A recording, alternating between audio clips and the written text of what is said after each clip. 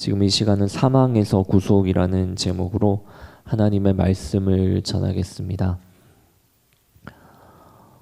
제가 저번 주 이제 교육자 여름 휴가를 받아서 고향에 다녀왔습니다. 휴가 때 제가 들은 이야기인데요. 어떤 한 장로님이 물려받은 재산이 참 많았다고 합니다. 그래서 이제 그것을 궁금하게 생각한 어떤 분이 그 장로님께 이제 여쭤보았습니다. 그러니까 어떻게 그렇게 풍족한 재산을 많이 가지고 계십니까? 어떻게 그렇게 많은 복을 받으셨습니까? 라고 하니까 이 장로님께서 이것은 다 하나님의 은혜지요. 하나님의 은혜입니다. 이렇게 대답을 하셨다고 합니다.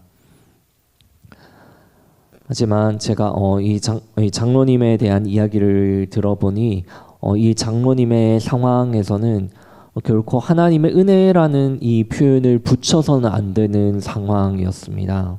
어떤 상황이었냐면 이 장로님의 부모님이 참 재산이 많았었습니다. 그런데 이 부모님의 재산을 관리하는 과정에서 이 장로님 본인의 이름으로 돌려놓고 이제 그것을 관리했는데 부모님이 돌아가시고 나면 무엇을 해야 합니까? 원래 상속을 하고 재산을 처분해서 이렇게 이제 몫을 나눠야 하지 않습니까? 그런데 이 장로님께서 이제 그거를 안 하시고 혼자 다 가져가신 것입니다. 그러니까 이 장로님의 형제들 사이에서는 이제 참 난리가 났었습니다. 교회 다니는 사람이 왜 그러냐라고 하면서 별로 덕이 되지 못하는 그런 모습을 보였는데 이 장로님은 어떻게 말씀하셨냐면 이런 본이 되지 못하는 모습마저 하나님의 은혜로 이렇게 포장을 했습니다. 네. 근데 우리도 살아가면서 이렇게 모든 것을 하나님의 은혜로 포장하며 너무나 이렇게 은혜를 많이 남발하는 모습을 우리는 또 우리 삶에서 찾을 수가 있습니다. 한 인터넷 기사에서 발췌한 문장처럼 은혜는 현대에 와서 죄를 가려주는 면죄부가 되었다라고 표현하는 기사가 있는데요. 모든 것이 은혜입니다. 모든 것이 다 하나님의 은혜지요 하는 이 말이 은혜가 아닌 것마저 우리는 포장하는 경우에도 이 말을 사용할 때가 많습니다. 더 심한 것은 무엇입니까? 하나님의 은혜, 하나님의 자비와 사랑과 용서가 우리 가운데 자동인 것처럼 인식이 되는 것입니다. 죄를 지으면 회개하기만 하면 된다고 생각을 할 때가 있지만 여러분 하나님의 용서는 자동이 아닙니다. 자판기에 동전을 넣으면 자동으로 음료수가 나오듯이 하나님의 은혜는 그렇게 자동으로 우리에게 모든 죄 용서가 주어지는 것이 아닙니다. 하나님의 긍휼로서 하나님이 허락하시는 경우에 우리에게 그 죄 용서함이 우리에게 주어지는 것인데 우리는 하나님께서 계속해서 우리 가운데 자비로우시고 은혜로운 모습을 보여주시기 때문에 이것이 마치 자동인 것처럼 착각할 때가 있습니다. 2016년 부천에서 한 여중생이 백골로 집안에서 그냥 이불이 덮인 채 1년 동안 방치되었다가 발견된 사건이 있었습니다. 근데 더 충격인 것은 이 사건의 범인이 바로 피해자의 아버지인 서울신대 교수였기 때문입니다. 신학생들을 가르치는 교수가 바로 그 살해 현장의 주인공이었다는 것입니다. 너무나 충격입니다. 모 대학 총장님이 사람은 하나님이나 사람 앞에서 죄인일지언정 악인이어서는 안 된다라고 말씀하신 적이 있는데요. 어쩌면 이 분은 하나님 앞에 죄인인 것을 넘어서 어쩌면 악인인지 우리는 그것을 한번 생각해 보아야 합니다. 제가 이 사건을 중점적으로 다루는 것이 아니라 그 사건 이후 성결교단에서 했던 그 성명을 여러분들과 함께 나누려고 합니다. 성결교단에서 자기네 교단의 불미스러운 일에 대해서 어떤 성명을 발표했는지 아십니까? 제가 한국 성결신문에 나온 이 발표된 성명을 읽어드리겠습니다. 그러나 교단적 회개가 마음의 돌이킴이라는 차원에서만 머무른다면 그것은 눈가림 이상도 이하도 아니다. 진정한 회개는 실천이 수반되어야 함을 성결인이라면 삼척동자도 다 알고 있다. 오늘의 한국교회가 세상으로부터 비웃음을 당하는 결정적인 이유가 실천 없는 회개의 남발 때문이라는 사실을 부정할 수 있는가? 그러면서도 성령의 역사를 운운하는 한국교회의 파렴치가 이번 사태를 유발한 원인이 아니겠는가? 성결교회에서는 자기 내부에서 그 원인을 무엇으로 파악했습니까? 너무나 피상적인 회개, 실천 없는 회개의 남발을 너무나 그런 만연한 풍조 속에서 살아왔기 때문에 또 그것을 이제 성령의 은혜와 역사만으로 강조하면서 그걸 덮어 씌우려고 했다 보니 이런 일이 일어났다는 것이죠. 그런 표면적인 회개가 아니라 자신의 모든 것을 뉘우치며 그 죄악에서 돌아서는 진정한 회개가 있어야 한다는 것입니다.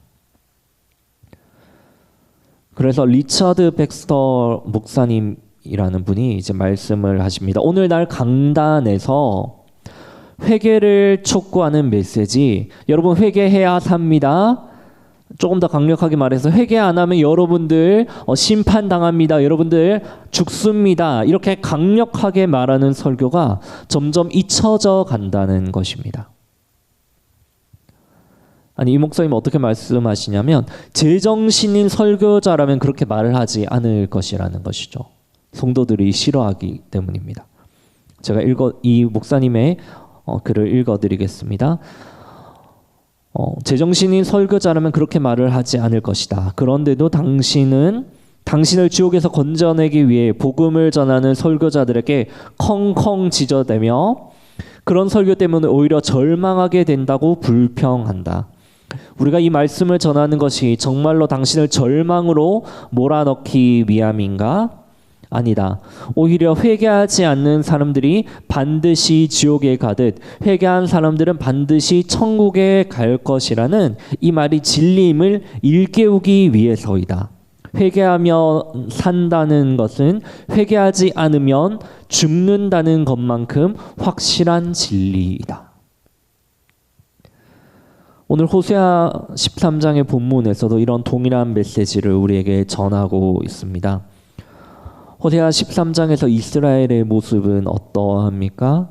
에브라임으로 표현되는 북이스라엘의 모습은 하나님 앞에 범죄하고 우상을 숭배합니다. 그 결과로 심판받는 내용들이 오늘 본문 호세아 13장 가운데 굉장히 두렵고 적나라한 단어들로 표현이 되어 있습니다. 저는 그래서 오늘 여러분들과 이 본문을 통해서 우리가 죄와 심판 앞에서 어떠한 태도를 가지고 접근해 나아가야 할지, 죄에 관해서 우리가 어떤 마음을 가지고 살아가야 하는지 여러분들과 함께 나누려고 합니다.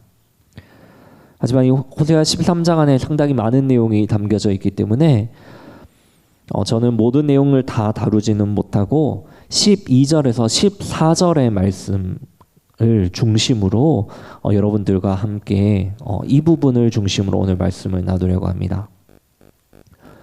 왜 그런가 하면 여기 신학자들의 논란이 되는 부분이 여기 담겨져 있기 때문입니다.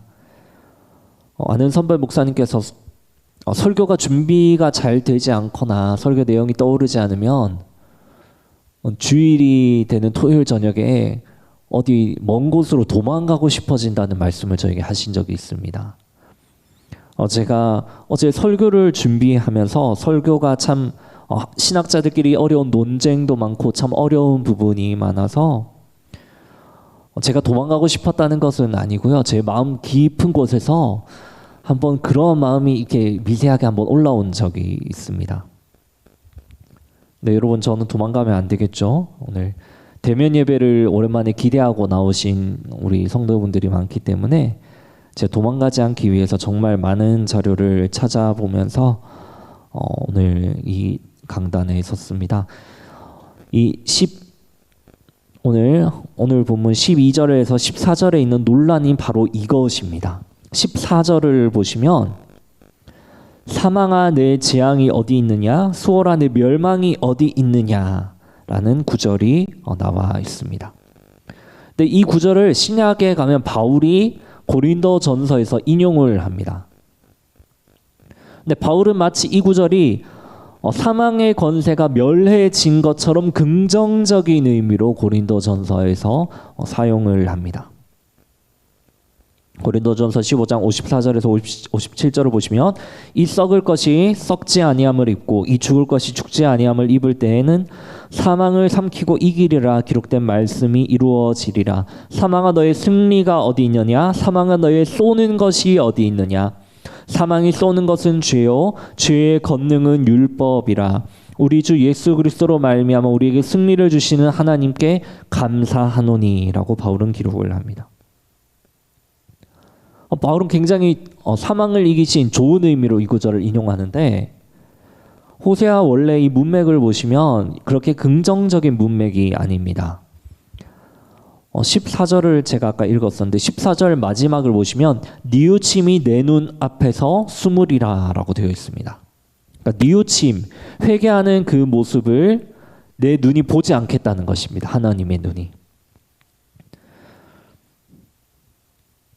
그리고 이 다음 부분을 보시면 그릇이 약탈되고 형벌을 당하고 아이가 부서지고 임신한 여인의 배가 갈라진다는 무시무시한 내용들을 볼 때 내가 회개하는 너희의 모습을 거들떠보지도 않겠다라는 이러한 강한 메시지를 볼 때 이 호세아서의 문맥에서는 뭔가 심판의 메시지에 가깝다는 것이죠.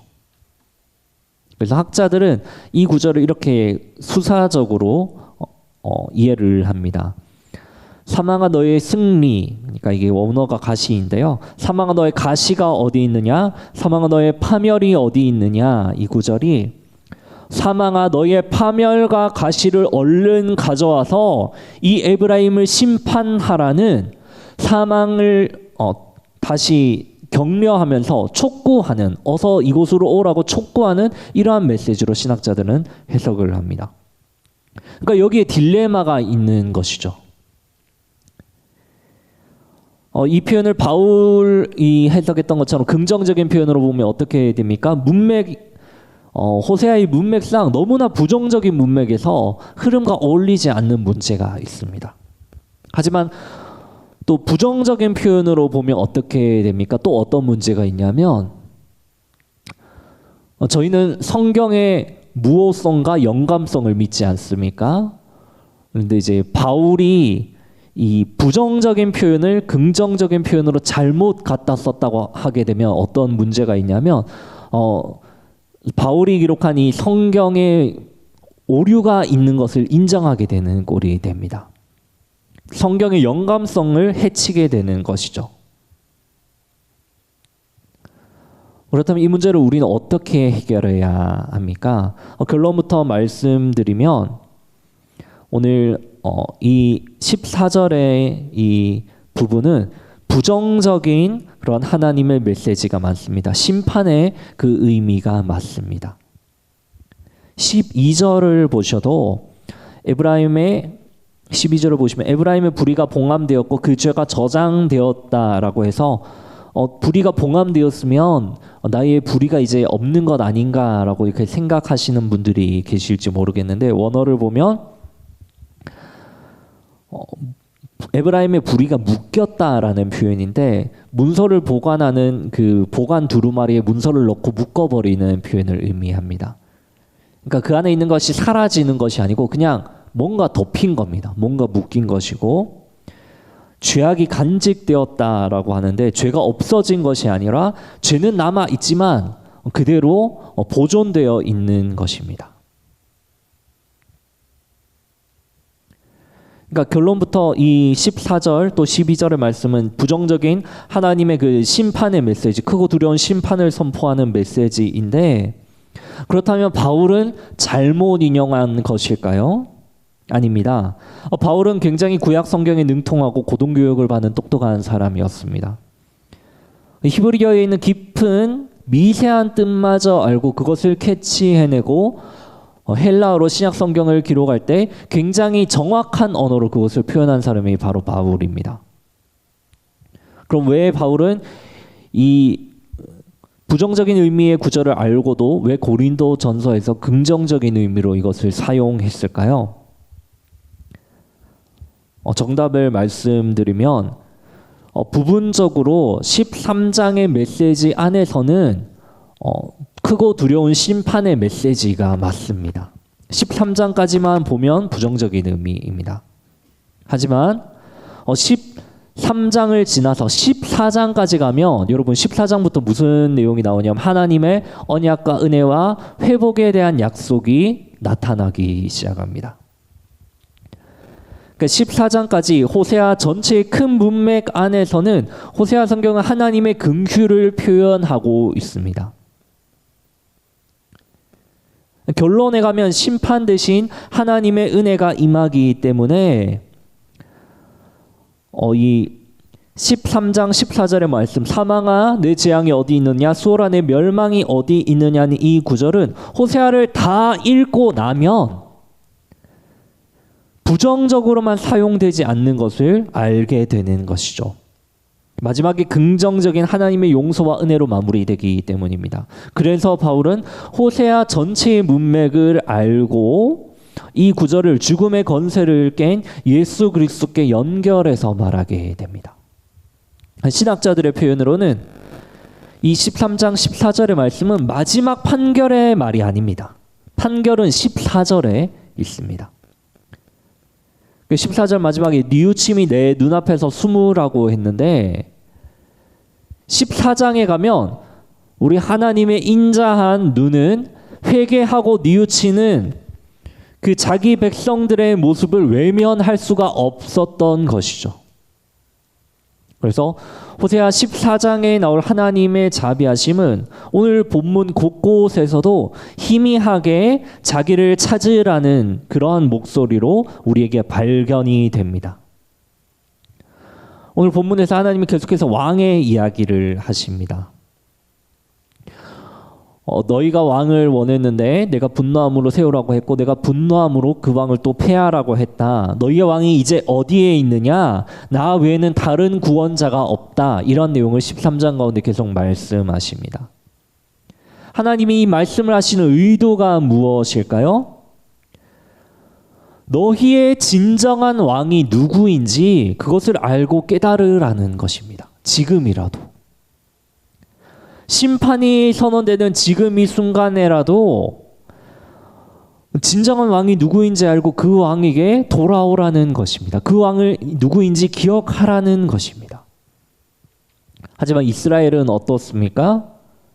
2절을 보시면 제사를 드리는 자는 송아지와 입맞출 것이라 라고 말을 합니다. 그러니까 희생제를 드리러 나오는 사람은 우리가 신으로 여기는 이 송아지와 의례적으로 입을 맞추어야 한다는 죄악된 규칙을 정해놓고 우상 숭배의 모습을 보여주는 것이 이스라엘입니다. 이 2절 9절이 참 재미있는 게 무엇이냐면 한글 성경은 잘 드러나지 않지만 히브리어로 보면 굉장히 이게 독특한 표현이 있는데 파나고닉 눈이라고 하는데 여러분 어려운 말은 모르셔도 됩니다. 일반적으로 히브리어에 눈이라는 글자가 있는데 이것이 두 가지 형태로 끝이 납니다. 근데 보통 자주 쓰이는 그 어미에 쓰이는 형태가 아니라 전혀 다른 형태로 이 호세아 성경은 이것을 끝내고 있습니다. 이걸 왜 이렇게 사용하냐면 학자들이 연구를 해보니까 수사법을 이렇게 표현을 할 때 뭔가 더 효과적인 이런 의미를 전달할 때 사용을 하는데 딱 두 가지 경우입니다. 하나는 무엇이냐면 정상적인 관행에 위배되는 행동일 때. 여러분 송아지에게 입을 맞추는 것이 정상적인 행동입니까? 비정상적인 행동입니까? 비정상적인 행동입니다. 여러분 집에 가시면 누구와 입을 맞추십니까?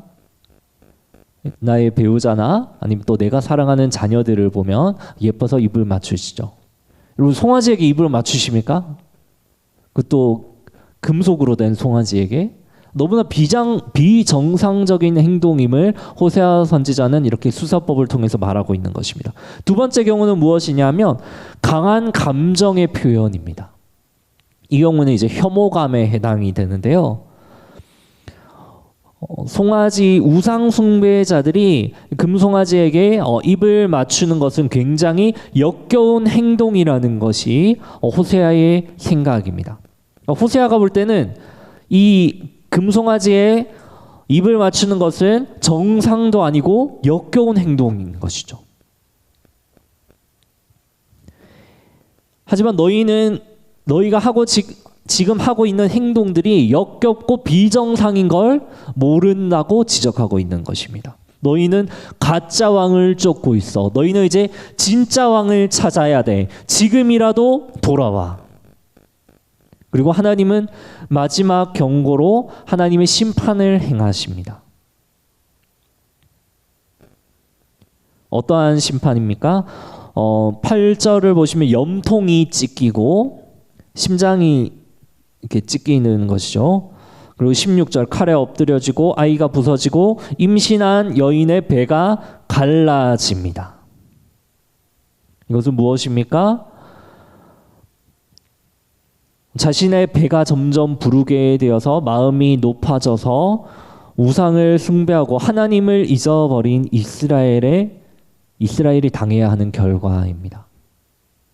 여러분, 우리의 마음이 만약에 높아지고 우리의 마음이 교만해져서 하나님보다 더 사랑하는 우상이 우리 마음 가운데 생긴다면 우리가 당해야 할 심판은 무엇일까요? 역시 동일하게 오늘 호세아 선지자가 말하고 있는 것처럼 이 두려운 잔혹한 심판이 바로 우리의 심판이 될 수도 있다는 것입니다.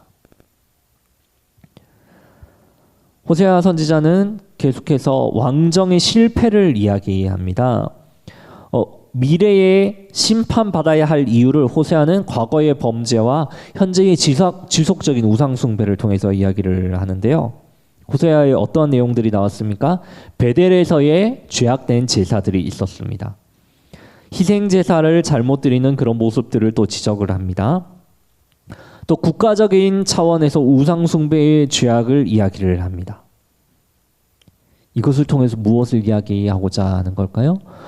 너희들의 진정한 왕을 찾으라는 것입니다. 진정한 왕은 어디에 묘사가 되어 있습니까?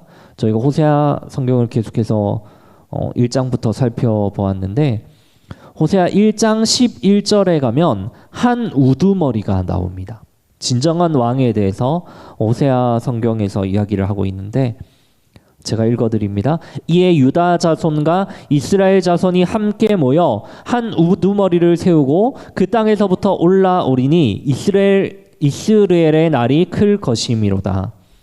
그리고 3장 5절에 보면 다윗은 이미 죽고 없는데 다윗에 대해서 이야기를 합니다.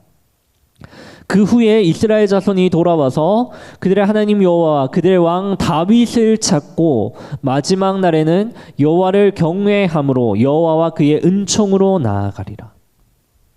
이 한 우두머리 또 그들의 왕 다윗은 바로 누구를 의미합니까? 이스라엘의 날에 이를 우두머리는 바로 이스라엘의 새로운 왕으로 오실 예수 그리스도를 의미합니다. 그 예수 그리스도를 나의 왕으로 모시는 것입니다. 이런 호세아의 전체적인 문맥을 사도 바울은 알았기 때문에 고린도 전서에서 이 호세아의 내용을 축약적으로 또 인용을 하면서 결론을 낸 것입니다. 진정한 왕 그리스도를 찾는 그 길이 바로 하나님의 크고 두려운 심판, 우리의 죄악으로 인한 그 심판을 피하는 길이라는 것을 말하고 있는 것입니다. 지금이라도 왕을 찾고 돌아오라는 이 외침, 이것이 오늘 본문에서 하나님이 우리에게 주시는 교훈입니다. 그러기 위해 하나님은 심판의 매를 드십니다. 호세아 성경에서 에브라임의 죄는 이들의 죄는 없어지는 것이 아니라 12절에 말하고 있는 것처럼 불의가 봉함되고 그 죄가 저장되어 있는 것입니다. 그러니까 죄가 아예 사라지고 없어지는 것이 아니라 죄는 그대로 있고 봉해져 있는 것입니다. 교리적으로 말하면 무엇입니까? 죄인이 의롭다고 칭함을 받는 것이지 죄가 사라져서 죄인이 단번에 의인으로 짠 하고 변하는 것이 아닙니다. 그냥 의인으로 칭의라고 해서 의인으로 불리는 것이죠. 계시록에서도 그래서 어떻게 표현을 합니까? 생명책과 함께 각 사람의 행위를 기록한 책이 나옵니다. 그 행위를 기록한 책대로 각 사람 행동대로 심판을 받는 것이죠. 제가 오전 예배 때 이렇게 설교를 하니까 한 성도님이 저에게 질문을 해 오셨습니다. 목사님, 그러면 죄가 그대로 남아 있고 죄는 저장되어 있다고 하는데 우리가 예수님을 믿으면 우리 모든 죄가 용서받는다는 것은 어떻게 되는 겁니까? 그것과 후세 성경은 무슨 차이가 있습니까? 저에게 질문을 하시더라고요. 맞습니다. 예수님을 믿으면 우리 모든 죄는 용서를 받죠. 근데 우리의 죄에 관해서 조금 더 구체적으로 좀 이야기를 해보면 우리의 모든 죄가 용서받는다는 것은 그 모든 긴 과정과 복잡한 과정을 너무나 짧게 이렇게 함축해서 해놓은 말이고요.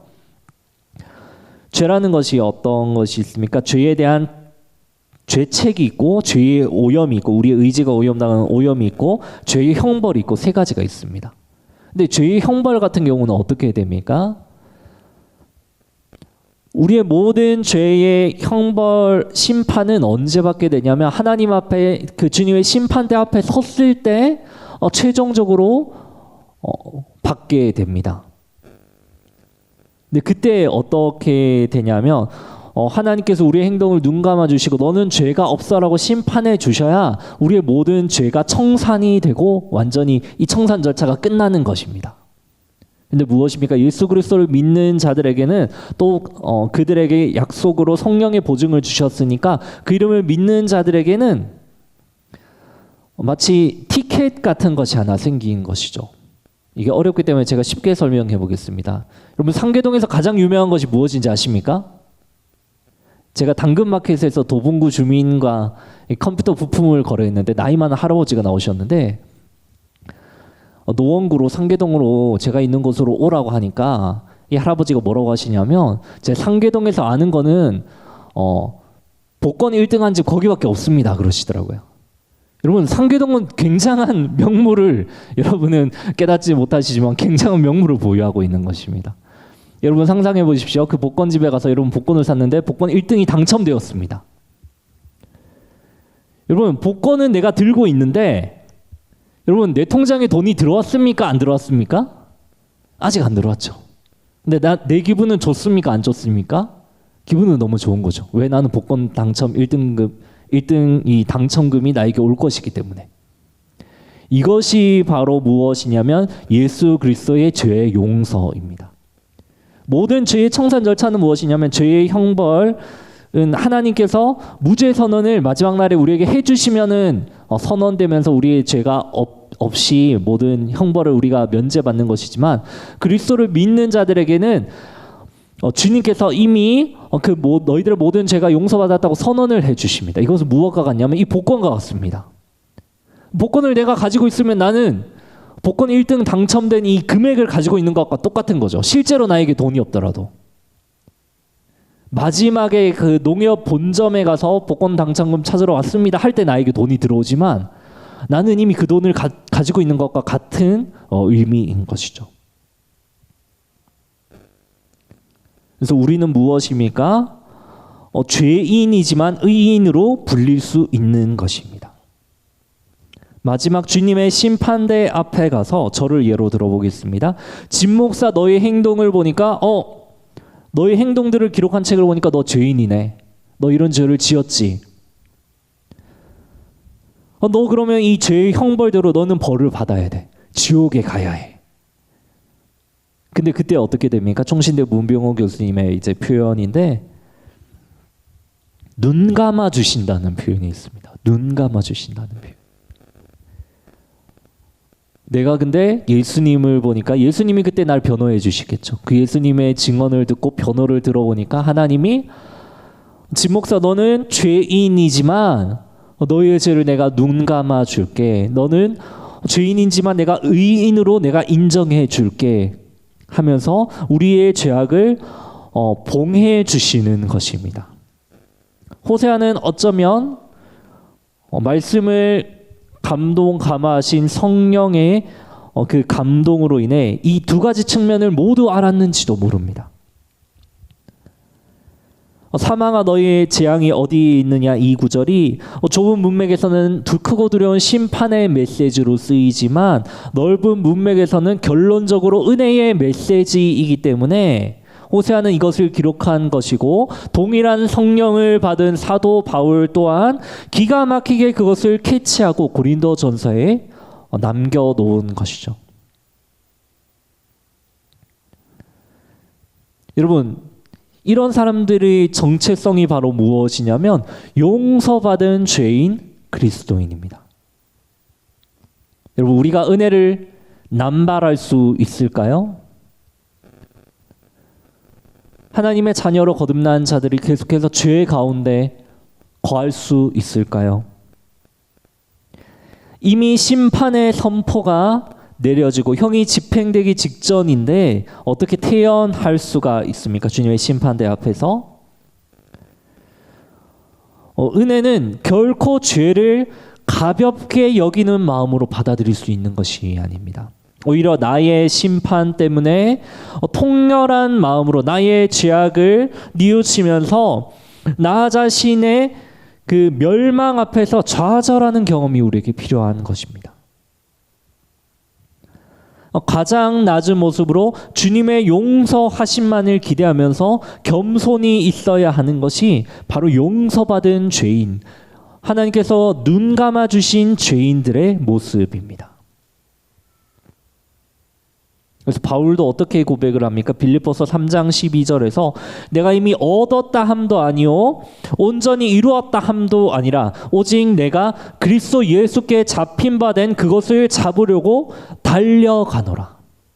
그 모든 것은 아직 완성되지 않았다는 것이죠.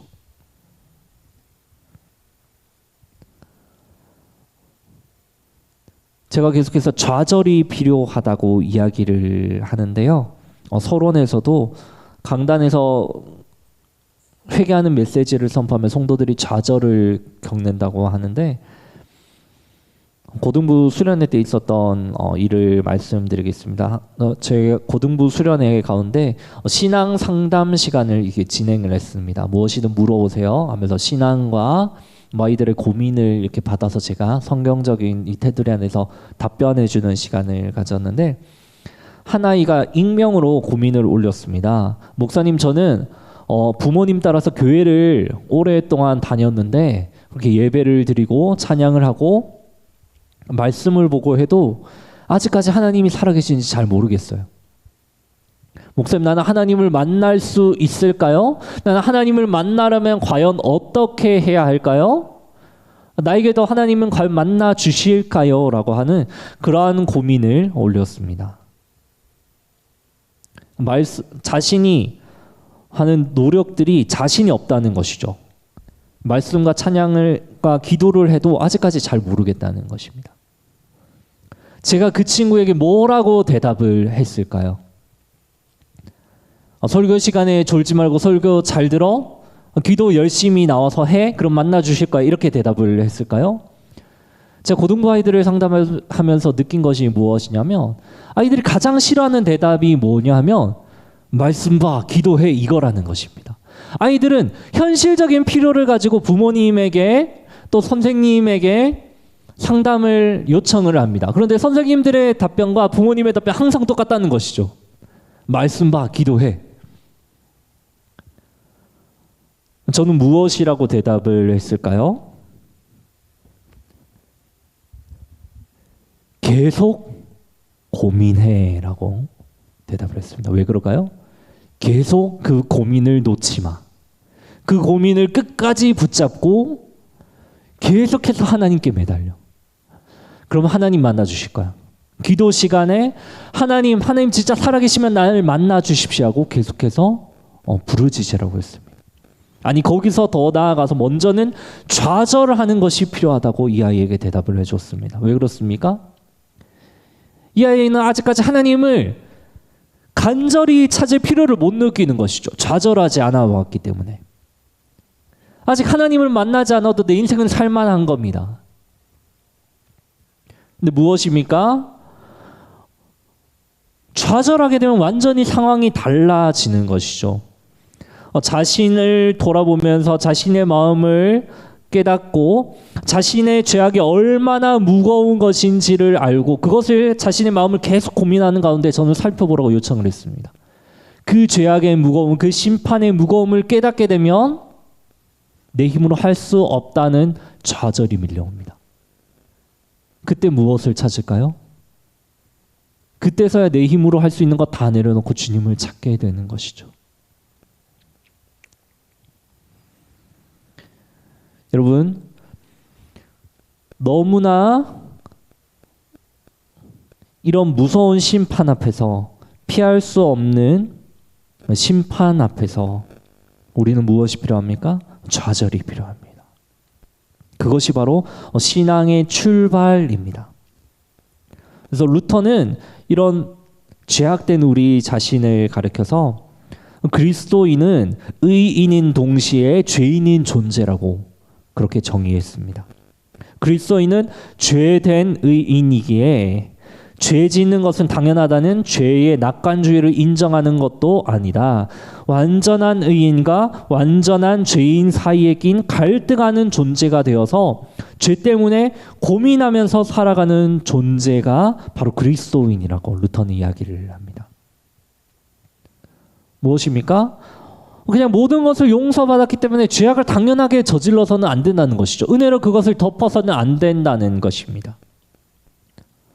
오늘 설교의 핵심이 이것입니다. 사랑하는 삼락 가족 여러분, 우리는 은혜와 죄의 용서를 우리의 죄악의 면죄부로 남발해서는 안 됩니다. 오히려 주님께서 가려주신 그 죄악을 기억하면서 덮여진 우리의 죄악을 통회하는 마음으로 바라보고 두려운 마음으로 우리가 당할 수밖에 없는 이 고난을, 이 심판을 기억하며 두려워하는 자세가 우리에게 필요합니다. 그럴 때 우리는 무엇입니까? 은혜를 남발하며 살아가는 것이 아니라 진정한 회개의 모습으로 그리스도를 오직 우리의 소망으로 붙잡으면서 그리스도의 향기를 뿜으며 살아갈 수 있는 것 아닙니까? 존 버년의 이야기를 하면서 설교를 마무리하려고 합니다. 영국의 청교도 신학자이면서 작가인 존 버년을 이야기를 하면 흔히 철로 역정을 많이들 떠올리십니다. 하지만 또 다른 존 버년의 저작인 거룩한 전쟁이라는 책이 있습니다. 철로 역정은 신앙을 이제 막 시작하는 그러한 과정을 은유로 표현을 했다면, 이 거룩한 전쟁이라는 책은 이미 신앙 안에 이제 있는 거하는 그리스도인이 살아가면서 마주치는 수많은 죄의 유혹과 신앙생활을 지속하려는 그러한 노력, 이 가운데 마귀의 방해 공작, 이런 것을 비유로, 두 국가 간의 비유로 그려내고 있습니다. 내용이 대충 이렇습니다. 맨소울이라는 성이 있습니다. 그러니까 인간의 영혼이죠. 인간의 영혼이라는 이름을 가진 성이 있는데, 이제 두 국가가 전쟁을 합니다. 한쪽은 무엇이냐면 디아블로스라는 마귀가 쳐들어와서 이 성을 이렇게 빼앗고 이제 다시 그 성을 회복하려는 하나님 엘샤다이와 그의 아들 임마누엘의 왕자를 이렇게 그 이야기를 이제 그려내고 있는 것이 바로 이 거룩한 전쟁이라는 책입니다. 이 책의 마지막에 맨소울, 인간의 영혼을 다시금 예수 그리스도죠. 임마누엘 왕자가 그 성을 다시금 회복하고 디아블로스에게서 이제 다시금 그 성을 빼앗고 그 영혼의 성 주민들에게 마지막으로 당부하는 그 연설, 죄의 비참함과 죄를 멀리할 것을 당부하는 연설을 인용하면서 오늘 설교를 마치겠습니다. 나의 영혼 성이여, 그대들의 배신을 내가 어떻게 고쳐주었는지 그대들은 알고 있을 것이다. 물론 처음에 나는 그대들에게 노여움을 품었지만 즉시 그 노여움을 그쳤다. 그대들을 향한 내 사랑이 그대들의 허물을 덮게 했고 그대들의 대적을 멸함으로써 노여움과 분노가 사라졌기 때문이다. 그대들의 범죄함으로 인해 내가 얼굴을 숨기고 멀리 떠났다가 다시 돌아온 것은 그대들의 선함 때문이 결코 아님을 잊지 말라. 배신하고 떠난 것은 그대들이지만 그런 그대들을 다시 회복시킨 것은 나의 방법과 수단에 의해서였다. 나의 영혼 성이여, 나는 내가 흘린 피로 그대들을 나의 아버지와 화목하게 하였으니 그대들은 나를 통해 살 것이다. 나는 그대들을 위해 기도하며 그대들을 위해 싸우며 그대들에게 선을 행할 것이다. 죄를 짓는 것 외에는 내가 슬퍼할 일도 괴로워할 일도 없으며 죄를 짓는 것 외에는 그 어떤 것도 그대들을 대적 앞에서 비천하게 만들 수 없으니 나의 영혼 성이여 죄를 조심하라. 이 임마누엘 왕자가 마지막으로 당부한 것이 무엇입니까? 죄를 조심하라. 이 존 버년이 소설에서 남긴 말처럼 날마다 죄를 멀리하고 오직 그리스도를 의지함으로 사망에서 구속함을 입어 우리가 남발하는 가벼운 은혜가 아니라 나의 죄악으로 인해 피할 수 없는 죄악을 통회함으로 주님 앞에 두렵고 떨리는 마음으로 하나님 앞에서 살아가시는 저와 모든 우리 성도님들 되시기를 축복합니다. 우리 함께 들은 말씀을 놓고 기도하며 나아가겠습니다.